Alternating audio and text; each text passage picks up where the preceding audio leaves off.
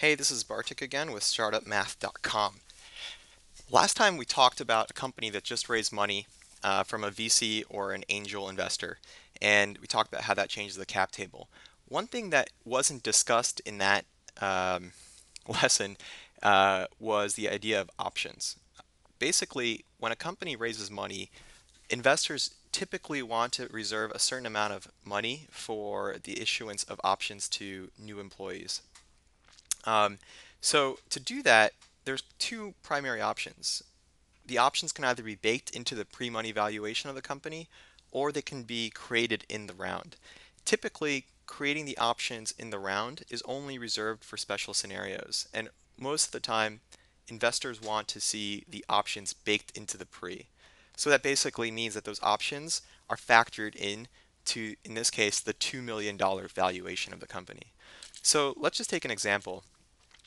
Let's just say that this company, the investors of this company want to see a 10% option pool baked into the pre prior to their $500,000 investment.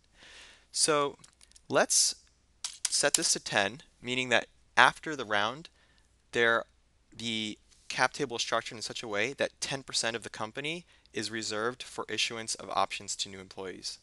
So what does that mean? Um, Basically, that means that into the pre, there needs to be additional options issued. And in this case, to achieve 10% options after the round, we need to create 142,000 additional options, um, which is 12.5% pre the round, and it's exactly 10% after the round. And how does that change the ownership of the founders? Well, if you remember in the last case, the founders had 80% of the company at a $2 million pre-money valuation and a $500,000 raise. Now, the company only has, or the founders only have 70%. And the reason why is because they've diluted themselves by 10% for the issuance of options. What's interesting is that that actually changes the pre-money valuation of the company, and it makes sense because instead of having a million shares, instead of valuing, um, instead of the $2 million value being applied to 1 million shares, it's $2 million being applied to 1.142 million shares in this scenario. So the actual price per share is lower than in the case of no options. Notice that the VC investor still has 20%. So all of the dilution when options are baked into the pre is absorbed by the founders. So take a look at this sheet and play around with it, and you'll kind of see how options actually change the capital structure of a company for the founders. Now, there's another case which I want to talk about, which is less common, but it does happen, and that's the idea of having the options created inside of the round. So I actually have it hidden here, and I'll show you how that model is actually a little different. So instead of the options being created in the pre, which means that they would show up here, they're actually going to be created here. Um, so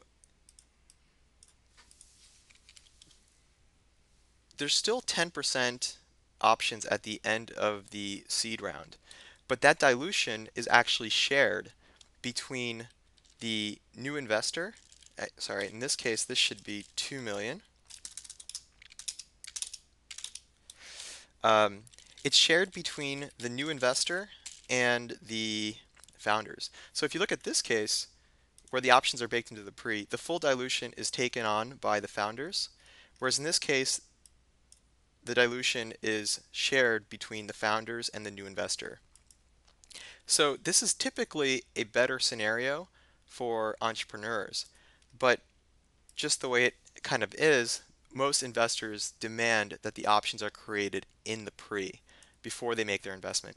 Now, there are cases where there really isn't another option other than creating the options inside of the round. And the one case that I've come across where that happens is when there are not enough options. The founders don't own enough of the company to allow themselves to be diluted anymore. But let's don't worry about this. And this is the general